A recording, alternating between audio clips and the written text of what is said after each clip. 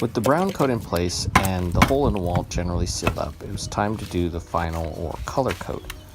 And so spreading that over here, and what you really can't see in the picture here is that that brown coat is about anywhere from 1/2 inch to about 3/4 inch below the old stucco.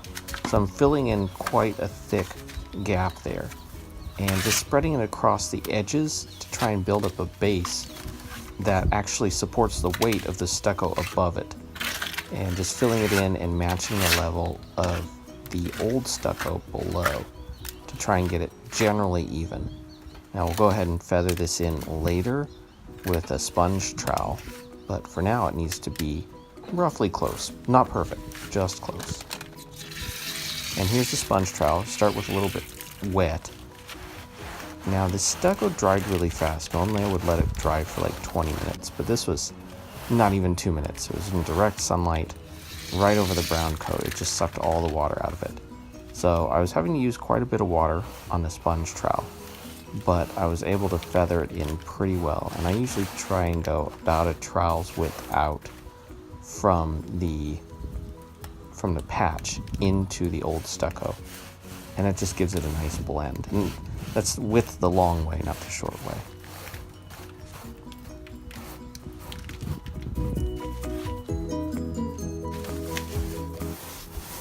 And here I did have to let the patch dry for a little while because the color coat was so much thicker here and the patch was larger. It was just too wet to blend it in. But now with a little bit of water on the sponge trowel, it gets pretty smooth. And I usually like to look at it from the side like this to make sure it's not sticking up above or too far below the original stucco. Right there in the location by the cutoff switch, there is a little bit of a divot, but I'm going to come back and address that later when I fill in behind the cutoff switch.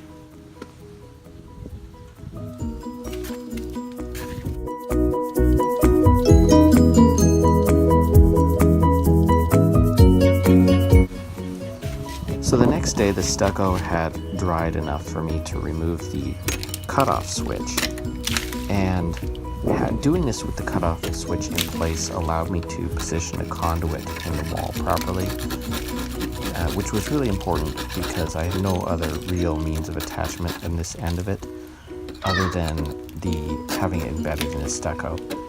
So it really needed to be in the right place.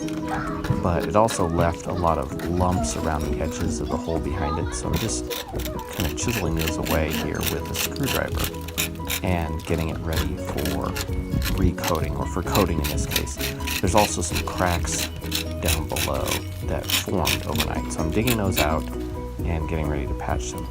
And these are some of the cracks below the main panel that I had already dug out, and I'm just doing a fresh coat on top of those. And so the reason you dig those out is so that you can get some fresh stucco inside of it and it doesn't crack.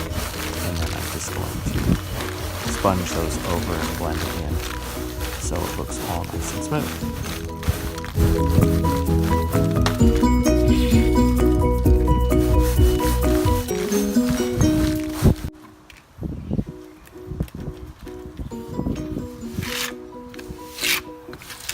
Here I'm filling in the hole behind the cutoff switch, and even though it's really deep and it will for sure crack, there'll just be cosmetic cracks that will be hidden behind the cutoff switch itself, so I'm not particularly concerned about it.